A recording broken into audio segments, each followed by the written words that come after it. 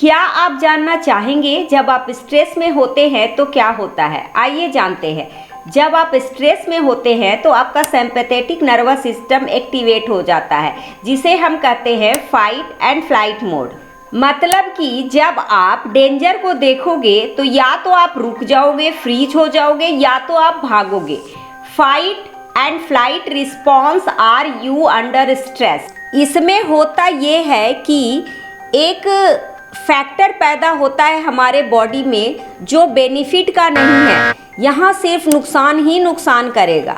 वो nuclear factor कफा B NF-kB नाम का केमिकल प्रोड्यूस होता है, जो फाइट एंड फ्लाइट लड़ो या भागो रिस्पॉन्स के लिए, जो कि पैदा हुआ है स्ट्रेस की वजह से। NF-kB कुछ ना कुछ तो करेगा, तो क्या करेगा? ये टर्न ऑन कर देगा स्विच साइटोकिन जीन का। साइटोकिन एक केमिकल है जो हमारे बॉडी में इन्फ्लेमेशन को बढ़ा देता है। ये एक्यूट इन्फ्लेमेशन बॉडी में नहीं लाता है, मतलब कि थोड़े समय के लिए चोट लग जाना, खाना बना रहे हैं बर्तन, गरम बर्तन का लग जाना, ये ज़्यादा हार्म नहीं करता है हमारे बॉडी को। बस ये उसी जगह को इफ़ेक्ट करता है जहाँ पे चोट लगी है, ये टेम्परेरी होता है। बट ये जो साइटोकिन केमिकल होता है, इससे क्रॉनिक इन्फ्लेमेशन आता है जो कि सेलुलर लेवल पे होता है, जिससे diabetes, cardiovascular, pancreatic, arthritis and renal diseases, cancer जैसी बीमारियां होती है। अब ऐसा नहीं है कि यह एक दिन स्ट्रेस लेने से आ जाता है, या 2 दिन स्ट्रेस लेने से, या 30 दिन। ये लगातार जब हम स्ट्रेस में होते हैं तब ऐसे क्रॉनिक इन्फ्लेमेशन आते हैं। ये लगातार होने के कारण बिकॉज जीन ने स्विच ऑन कर दिया है। अब NF-kB को कैसे कट डाउन कर सकते हैं? वो है माइंड बॉडी इंटरवेंशन। जब आप माइंड बॉडी को शांत करते हैं योगा एंड मेडिटेशन के द्वारा, तब आप इन्फ्लेमेशन को रोक देते हैं। ये mind body intervention epigenetic regulation को मॉडिफाई करते हैं, जो कि स्विच ऑन नहीं होने देते हैं। होगा तो क्रॉनिक इन्फ्लेमेशन भी पैदा नहीं होगा। इसीलिए yoga, pranayama, meditation are very very important genetic angle से भी। क्लासिक रिसर्च ये कहती है कि माइंड बॉडी इंटीवेशन से जीन एक्सप्रेशन भी चेंज होता है। अब अगर आप मेडिटेशन स्टार्ट करते हैं तो माइंडफुल टेक्निक यूज करके आप अवेयरनेस क्रिएट करते हैं अपने ही बारे में।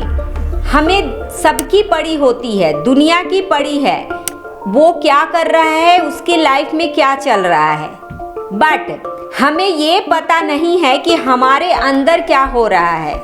तो मेडिटेशन के हेल्प से हम अपने अंदर जा सकते हैं, मेंटल क्लियरिटी आती है और इमोशंस को स्टेबल करने में भी हेल्प मिलता है और हम प्रेजेंट में आ जाते हैं।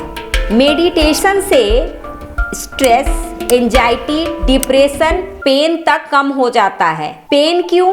क्योंकि पेन हमारी बॉडी में इन्फ्लेमेशन के कारण आ रहा है।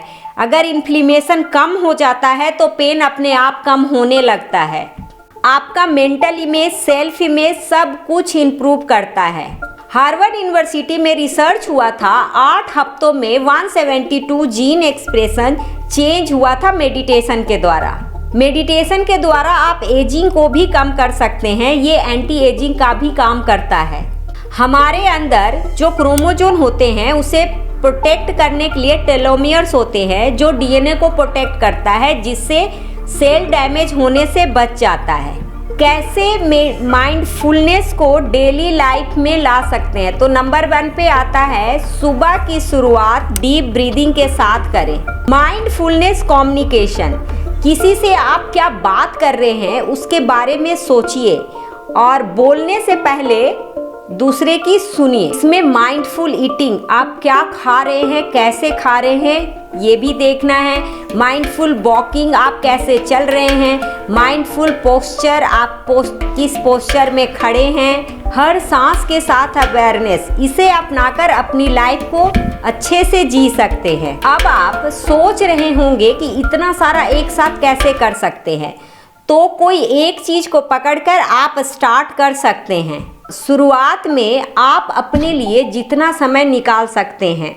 अगर कोई क्वेश्चन है तो कमेंट्स में जाकर ज़रूर लिखें। आपके क्वेश्चन का इंतज़ार रहेगा। मिलते हैं अगले वीडियो में।